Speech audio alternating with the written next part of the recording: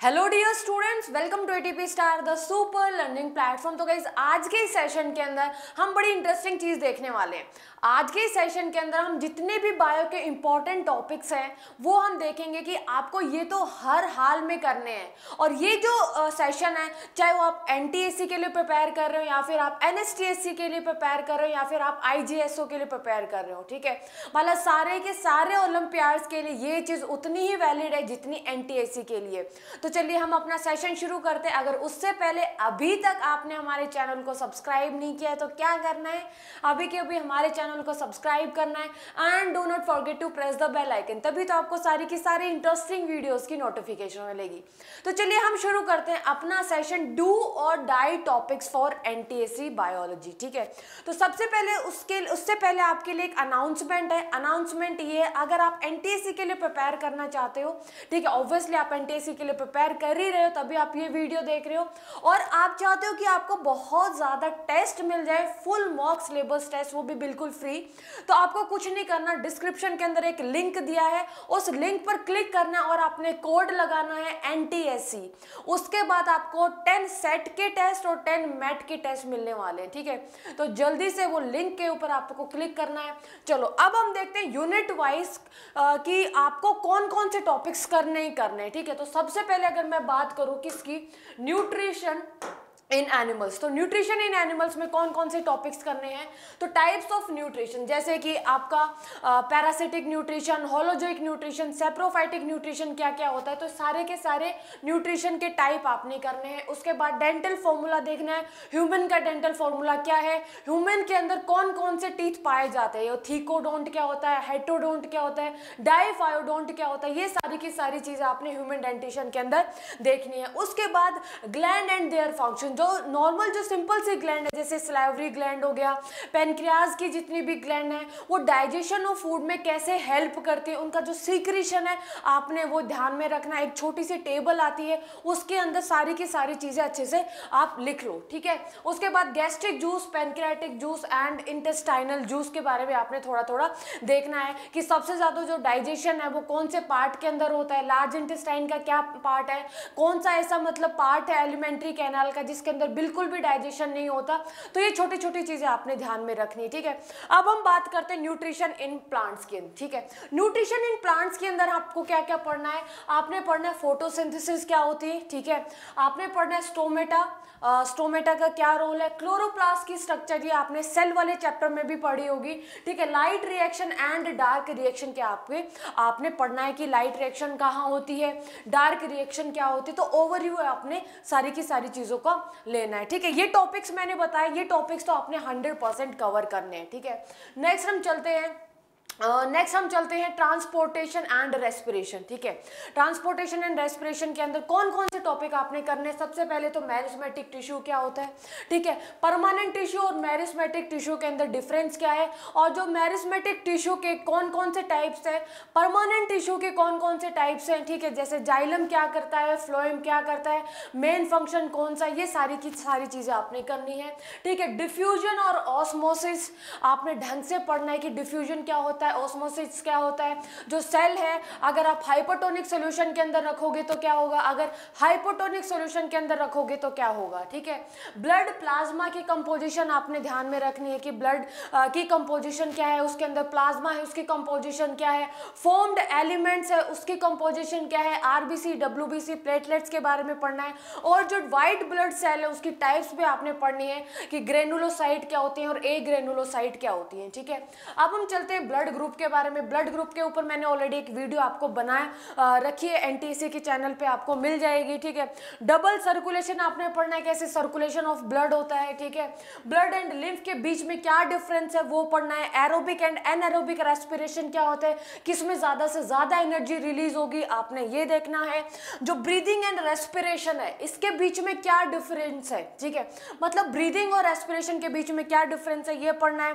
जो रेस्पिरेशन के अंदर जो भी पाथ इन्वॉल्व है, कहाँ से एयर जाएगी, पहले एक्सटर्नल नोस्ट्रिल्स में एंटर करेगी, उसके बाद नेजल चैम्बर, फिर इंटरनल लेयर्स, फिर आपका नेजोफेरिक्स, फिर लैरिंगोफेरिक्स, उसके बाद ट्रैकिया, फिर लंग्स। तो मतलब पूरा का पूरा पाथ आपने ढंग से पढ़ना है, ठीक है। कुछ डिजीज है related with this breathing and exchange of gases, और कौन कौन से डिजीज है जैसे एम्फाइसीमा क्या होता है, और माउंटेन सिकनेस क्या होती है, और अस्थमा क्या होता है, ये सारी की सारी चीजें आपने इस चैप्टर के अंदर पढ़नी है। नेक्स्ट हम पढ़ते हैं excretion and locomotion. Excretion and locomotion के अंदर जो जैसे लोअर ऑर्गेनिज्म के अंदर एक्सक्रीशन कैसे होता है आपने ये ध्यान में रखना है। उनका एक्सक्रीटरी ऑर्गन क्या है, बोन, कार्टिलेज, टेंडन, लिगामेंट, ये सारी की सारी चीजें क्या होती हैं आपको पता होना चाहिए।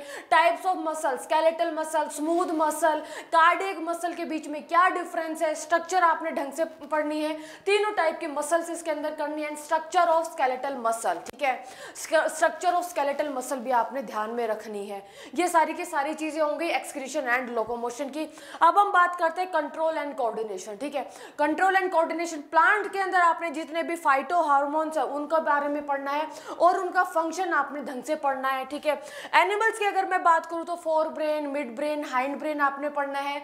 सेंट्रल नर्वस सिस्टम और आपको जितना भी पेरिफेरल नर्वस सिस्टम है वो आपको पता होना चाहिए। Difference between sympathetic and parasympathetic nervous system आपको पता होना चाहिए। जो बेसिक से जो स्ट्रक्चर है ईयर एंड आई की स्ट्रक्चर आपको पता होनी चाहिए कि बेसिक स्ट्रक्चर क्या है, कि कौन कौन से कितनी लेयर्स होती हैं, और आपको पता होना चाहिए एंडोक्राइन हार्मोन्स, जो सिंपल से एंडोक्राइन हार्मोन्स है कि कौन कौन सी ग्लैंड कौन कौन से हार्मोन रिलीज कर रही है। मतलब इतना अगर आपने कर लिया तो आप बायो में फुल मार्क्स स्कोर कर सकते हो, ठीक है। मतलब इससे ज्यादा डिटेल आपने नहीं करना है।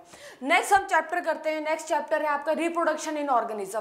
रिप्रोडक्शन इन ऑर्गेनिज्म के अंदर आपने सबसे पहले देखना है एसेक्सुअल रिप्रोडक्शन और सेक्सुअल रिप्रोडक्शन क्या होते हैं। एसेक्सुअल रिप्रोडक्शन के कितने टाइप्स हैं वो आपने देखने हैं, ठीक है। और आपने देखना है difference between sexual and asexual, मैंने ऑलरेडी बता दिया। और जो मेल और फीमेल रिप्रोडक्टिव सिस्टम की स्ट्रक्चर आपने ध्यान में रखनी है, ठीक है। नेक्स्ट चैप्टर अगर मैं बात करूं heredity and evolution. Heredity and evolution, तो सबसे पहले तो ये पता होना चाहिए कि हेरिडिटी क्या होता है, एवोल्यूशन क्या होता है, वेरिएशंस क्या होती है, ठीक है। फिर आपने पढ़ना है monohybrid and dihybrid cross, और मेंडल ने पी प्लांट ही क्यों चूज किया, पी प्लांट के ऊपर ही सारे के सारे एक्सपेरिमेंट क्यों किए। और आपने पढ़ना है मेंडल के लॉज, ठीक है। और जो स्ट्रक्चर ऑफ डीएनए पढ़ना है, ठीक है। स्ट्रक्चर ऑफ डीएनए बहुत ज्यादा इंपॉर्टेंट है, क्वेश्चन आता है।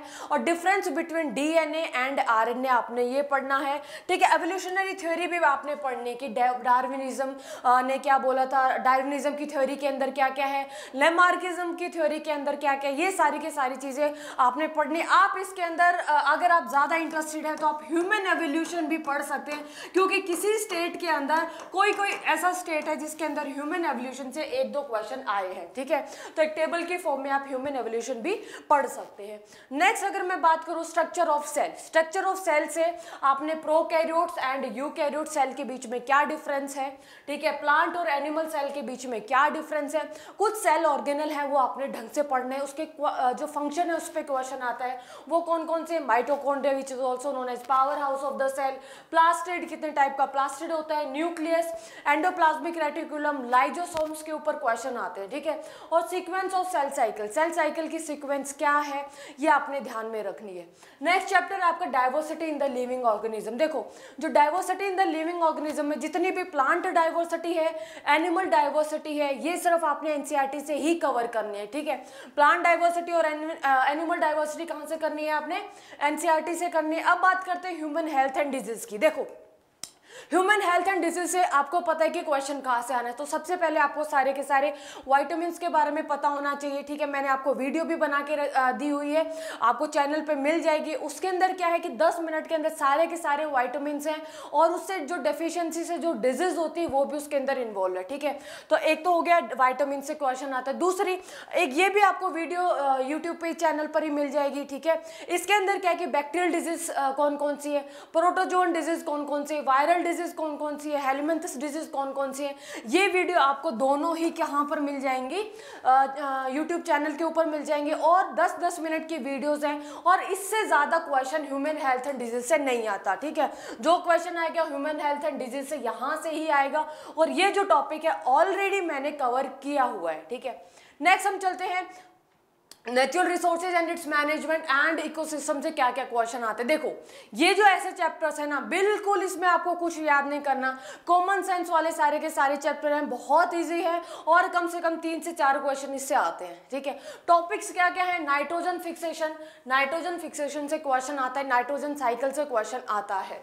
ठीक है, ये आपने ध्यान में रखना है, नाइट्रोजन साइकिल से सवाल आता है पेपर के अंदर। फूड चेन, फूड चेन के बारे में पूछा जाता है, फूड वेब क्या होता है, दोनों के बीच में डिफरेंस क्या है, एनर्जी फ्लो क्या है, 10% लो क्या है, ये भी आपसे पूछा जाता है। इकोलॉजिकल पिरामिड क्या है, कितने टाइप के इकोलॉजिकल पिरामिड है, कौन कौन से इकोसिस्टम में कौन सा इकोलॉजिकल पिरामिड देखने को मिलेगा, ये भी क्वेश्चन पूछा जाता है। टाइप्स ऑफ स्मोक भी पूछा जाता है। ठीक है, लंडन स्मोक है, फोटोकेमिकल स्मोक है, उनके दूसरे नाम क्या है, कौन सा रिड्यूसिंग है, कौन सा ऑक्सीडाइजिंग है, ये भी आपसे पूछा जाता है। और ओजोन के बारे में भी पूछा जाता है। यहाँ से आपको 2 चीजें और करनी है, जैसे कि 2 प्रोटोकॉल हैं, जैसे कि मॉन्ट्रियल प्रोटोकॉल और क्वेटो प्रोटोकॉल। ठीक है, या फिर क्वेटो प्रोटोकॉल, आपने ये चीजें भी ध्यान में रखनी है। 2 प्रोटोकॉल 2 कन्वेंशन है, इनके बारे में भी आपको पता होना चाहिए। ठीक है, तो ये सारी की सारी चीजें थी, मैंने आपको डिटेल के अंदर बताई है, हर एक यूनिट के बारे में बताया कि ये क्वेश्चन आने हैं, तो आपको इतना तो करो, मतलब अगर आपने इतना कर लिया तो बहुत ज्यादा सफिशिएंट होगा बायो के अंदर, और इतना ज्यादा मुश्किल भी नहीं है। अगर बायो को अगर आप डेली रिवाइज करते हो तो आपको वो अच्छी लगने लगेगी। बायो को आपने डेली आंख बंद करके रट्टा नहीं मारना है, बायो को आपने डेली रिवाइज करना है, उसी से चीजें आपकी परमानेंट मेमोरी के अंदर फिक्स हो जाएंगी। ठीक है, तो आई होप ये वीडियो आपको पसंद आई होगी, आपको अच्छा लगा होगा, आपको प्रॉपर नॉलेज मिली होगी कि कौन कौन से चैप्टर से कहाँ कहाँ से क्वेश्चन आते हैं। ऐसी ही वीडियोस हम नई लेके आते रहेंगे, तब तक अपना ध्यान रखिए, पढ़ते रहिए, मुस्कुराते रहिए। Thank you so much.